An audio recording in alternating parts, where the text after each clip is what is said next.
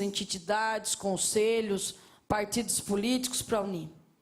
E nós começamos lá a mudar a mentalidade, inclusive do movimento feminista de Sorocaba. Foi a primeira vez que esse movimento conseguiu se unir, foi lá para mudar a legislação do Conselho, nós se unimos lá.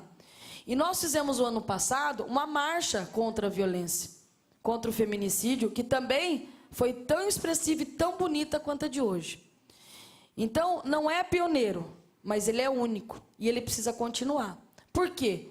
Porque não adianta a gente ter a DDM 24 horas se a gente não tem efetivo de pessoal para trabalhar lá. Então, funciona, capenga.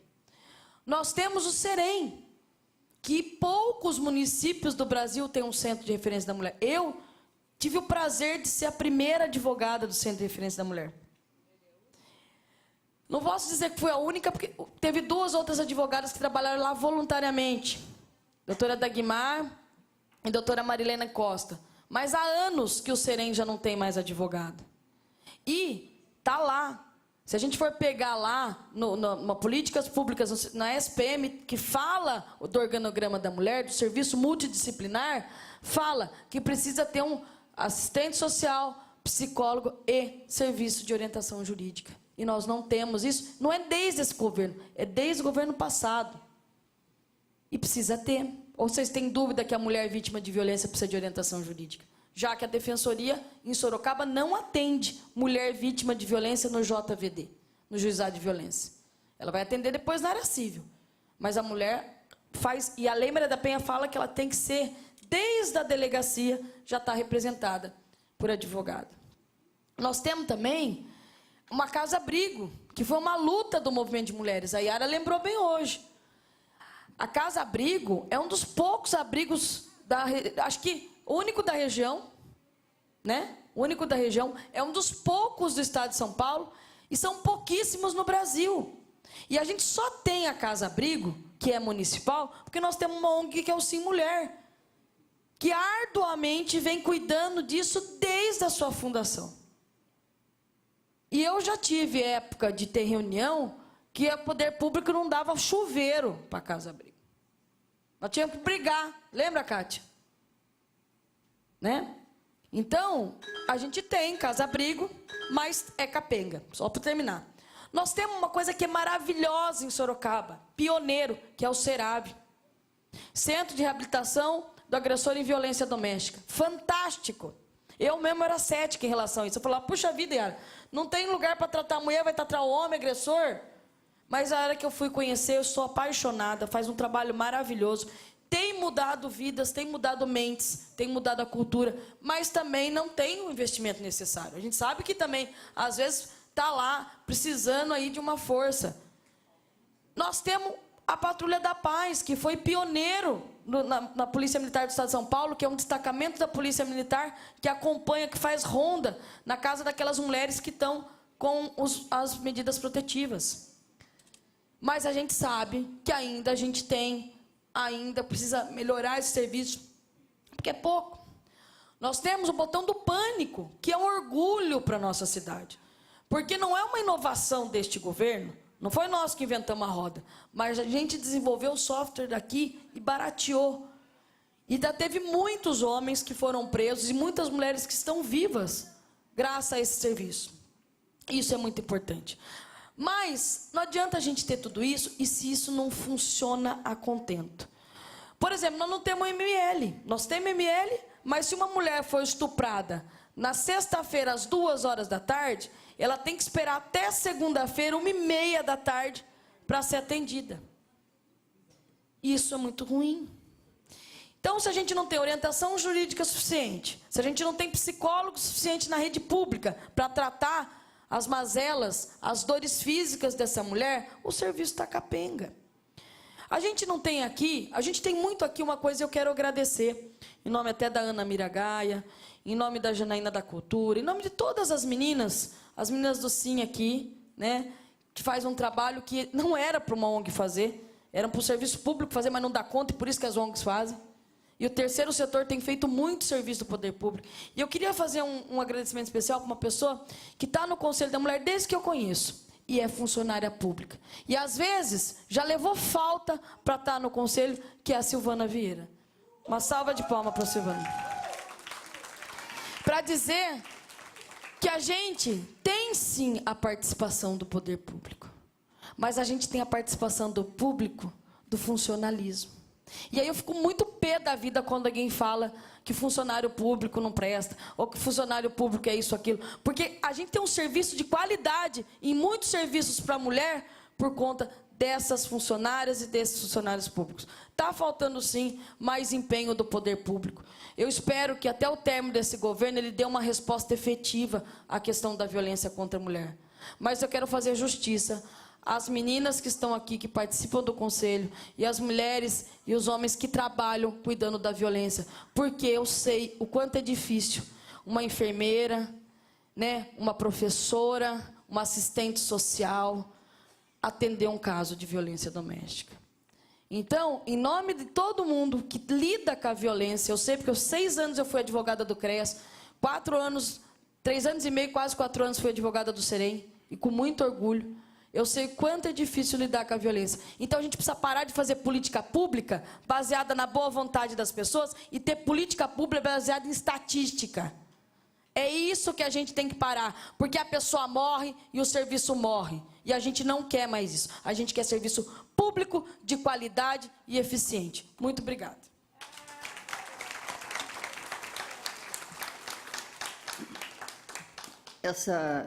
Esse tema da implementação da rede, né, Manuela, vai ser, de fato, o trabalho do Conselho, né? A gente lutou por todos esses equipamentos e eles têm que funcionar direito. O investimento disso. O SEREM é investimento aqui. Casa Abrigo é investimento. E esses equipamentos precisam funcionar a contento. Por favor, Carol.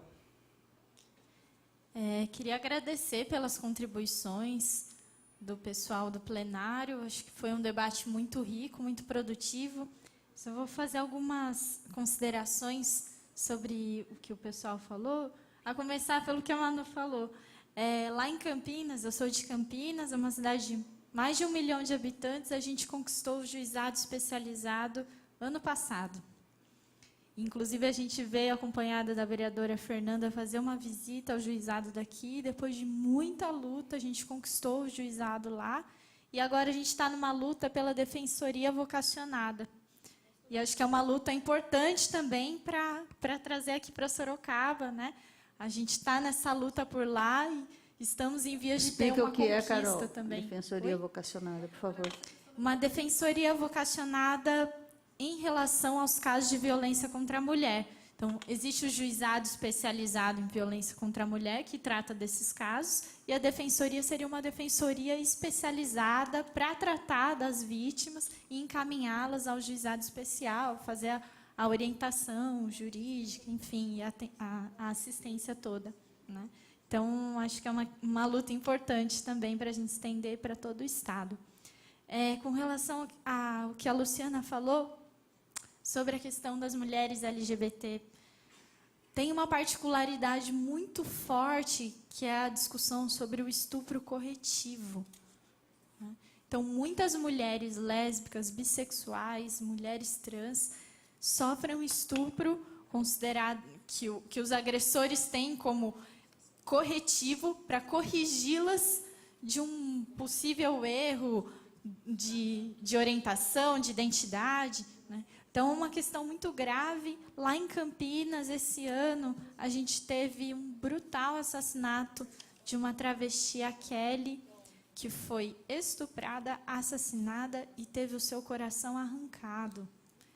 E isso que aconteceu com a Kelly é um símbolo muito grande de como são tratadas as mulheres trans no nosso país, né? Então, queria fazer esse registro em memória da Kelly, inclusive. Sobre o que a Ione falou, Ione, acho que é fundamental a gente fazer o debate de gênero nas escolas. Fundamental. Eu estou na sala de aula e, assim, não são as professoras e os professores doutrinadores que levam esse debate para a sala de aula. A questão de gênero está presente.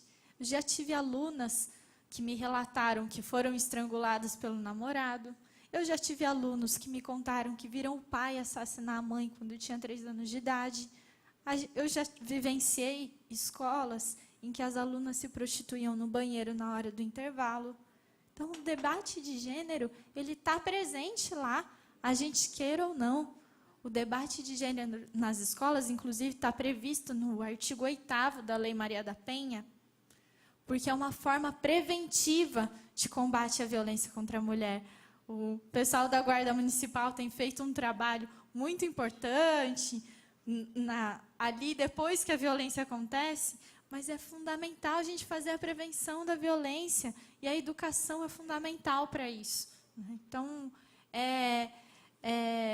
a escola não pode ser conivente com a situação de violência. Por isso, a gente precisa fazer esse debate com seriedade, com tranquilidade, com a profundidade que ele tem dentro de sala de aula. Com relação ao que a Cida falou em relação às avós, eu fico muito apreensiva com essa proposta da reforma da Previdência, porque muitas avós são arrimos de família. Muitas avós, às vezes, é a única renda da família. São chefes de família. O último censo do IBGE de 2010, ele mostrou que cada vez mais mulheres sozinhas são chefes de família. E eu tenho certeza que no próximo censo de 2020, essa tendência vai aumentar ainda mais. E muitas avós cuidam sozinhas, às vezes, elas cuidam dos netos, dos bisnetos, às vezes dos filhos, dos sobrinhos, às vezes com a renda da aposentadoria delas ou com a pensão do marido. Muitas são viúvas. E a reforma da Previdência vai dificultar muito o acesso das nossas idosas à Previdência Pública. A reforma da Previdência, se ela for aprovada, com certeza vai fazer com que muitas idosas estejam numa situação de pobreza mais agravada. Muitas idosas, muitos idosos vão passar a morar na rua, pedir dinheiro na rua, porque às vezes é o sustento que a família tem. Então, acho que é uma luta muito fundamental para a gente garantir que as avós possam, com seu afeto, com seu cuidado, continuar cuidando dos seus netos. Em relação ao que o Anderson falou, eu queria lembrar também da proposta do pacote anticrime do ministro Sérgio Moro. Ele tem uma questão muito grave também, que ele retoma esse debate sobre o crime passional. E eu acho que dizer crime passional, acho não, tenho certeza, isso ameniza, atenua o que é a gravidade da condição da violência contra a mulher, da violência doméstica, da violência acontecida no âmbito da família toda. Sobre forte emoção? Sobre forte emoção. Só uma o argumento, a forte emoção, era o argumento utilizado para a legítima defesa da honra. Exatamente. O que o Anderson colocou aqui. Exatamente. Então, tudo por amor, não. Esse argumento do eu amo, assim, tinha um mote que o movimento de mulheres usava nos anos 80, que era o quem ama não mata, né? Quem ama não mata, quem ama não agride, não violenta, quem ama não persegue. Isso era uma campanha da década de 80. Da década de 80, exato. Quem ama não mata. Então, a gente está precisando retomar esse mote, né? Porque crime passional se diz, não, mas ele ama, mas ele é apaixonado, então se justifica a violência. E aí, para finalizar, eu acho que a gente tem que fazer uma crítica desse pacote anticrime, porque ele retoma uma questão que é muito grave, ele diminui, inclusive, várias considerações que a Lei Maria da Penha avançou muito, né? E aí, para finalizar, queria trazer uma frase que eu acho que é muito simbólica, é uma frase da Rosa Luxemburgo, uma polonesa, que é: por um mundo onde sejamos socialmente iguais, humanamente diferentes e totalmente livres. E é isso que a gente quer enquanto mulheres. Muito obrigada. Boa noite. Muito obrigada. Fernanda? Alguém quer falar? Não, eu só, sem mais delongas, eu quero agradecer profundamente as companheiras aqui da mesa que foram brilhantes, brilhantes. Eu tenho absoluta certeza que quem está lá em casa assistindo pela televisão, e se for mulher e também homem inteligente, deve ter ficado espantado de saber como a gente pode aprender quanto com a troca de ideias, e que não eram apenas as companheiras da mesa, mas todas as participantes, os participantes que aqui vieram.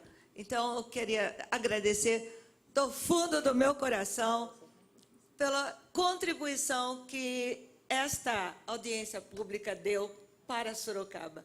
Parabéns a todas e todos. Muito obrigada, professora. Por favor, suas palavras. Bom, eu também quero parabenizar as mulheres que tiveram um dia de trabalho intenso, muita correria, participaram ainda da nossa marcha das mulheres aqui em Sorocaba e participaram dessa audiência pública. Muito obrigada. Eu gostaria, como eu falei de início, nós tivemos a marcha e nós saímos no meio. Então, nós estamos aí com as fotos, eu gostaria de passar para quem está em casa, quem está aqui, possa acompanhar como que foi o desfecho, como que foi, né, o desenrolar. Se vocês puderem estar colocando.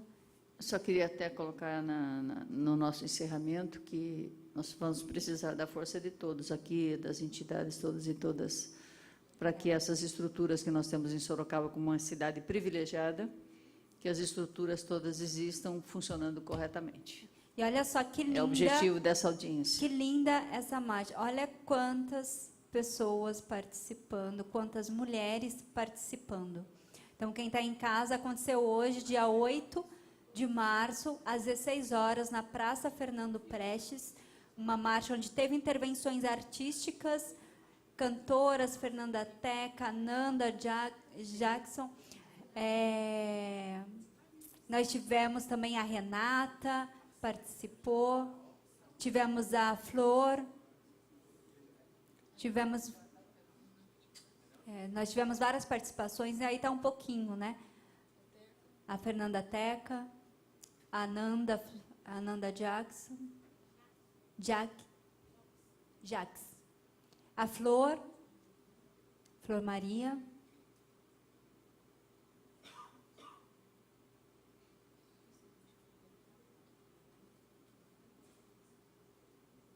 então, nós estamos aí colocando um pouquinho das fotos. Aí é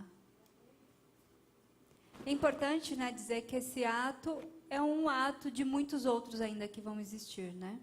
Que a necessidade coloca aí para nós, e que essa audiência, eu vejo também esse ato como a Renata, também é uma artista aqui de Sorocaba, na dança, que essas mobilizações são também um espaço para que a gente traga quais são os problemas, mas também qual que é a responsabilidade do executivo. Porque nós aqui não estamos só para dizer que existe problema, nós temos soluções, nós temos propostas para Sorocaba.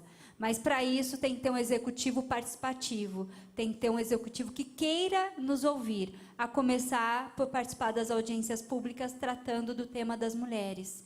Então, não dá para aceitar, né, que nós continuemos na nossa cidade sem nenhuma prioridade no caso da violência.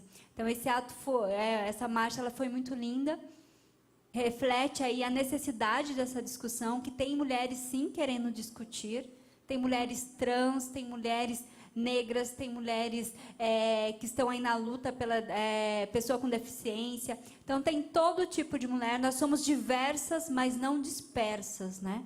Essa é essa discussão que preenche bem essa discussão.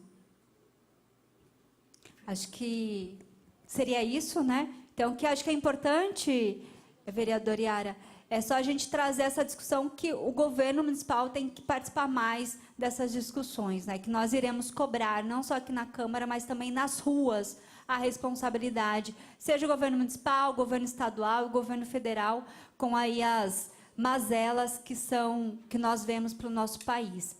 Muito obrigada. Eu só queria fazer um convite, né, antes de encerrar, convidando a todas aqui, todos que estão nos ouvindo, que no dia 30 desse mês, nós vamos estar encerrando as atividades do mês da mulher, né? O Conselho da Mulher está chamando para um grande ato, e que esse ato vai ser um ato político, um ato cultural, mas um ato principalmente de serviços, onde nós vamos estar tentando levar todos os equipamentos públicos. Então, nós vamos levar ônibus da mulher, né?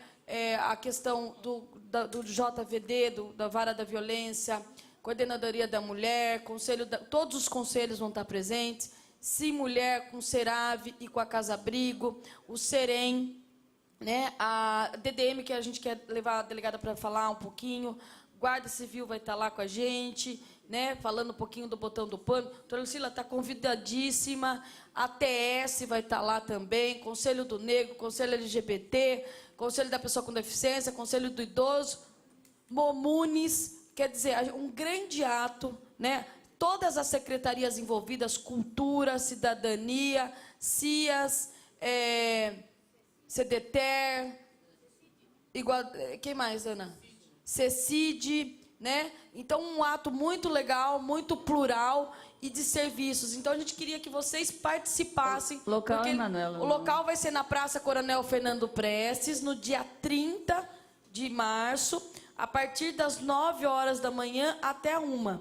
Então, as mulheres que estiverem passando por lá vão poder ter ciência dos seus direitos. A OAB vai estar presente, informando também. E o nosso mote é nenhum direito a menos. Só antes de encerrar, dois convites a mais. Amanhã, aqui às 15h30, aula inaugural da 17ª turma das promotoras legais populares. A aula aqui sempre na semana do 8 de março. E segunda-feira, 10 mulheres serão agraciadas com o prêmio Mulher Cidadã Salvadora Lopes. Também aqui na Câmara, às 19 horas, aberta a audiência pública para quem quiser prestigiar. Volto a reafirmar, vamos precisar de muita luta. Todos esses serviços que a Emanuela citou precisam funcionar a contento. Portanto, vamos precisar da ajuda de todos e todas, e ninguém solta a mão de ninguém. Muito obrigada pela presença de todos.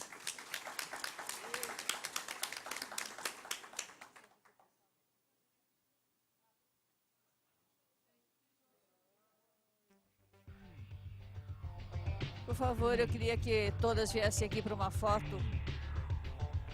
Companheiras, todos aqui na frente para uma foto, tá?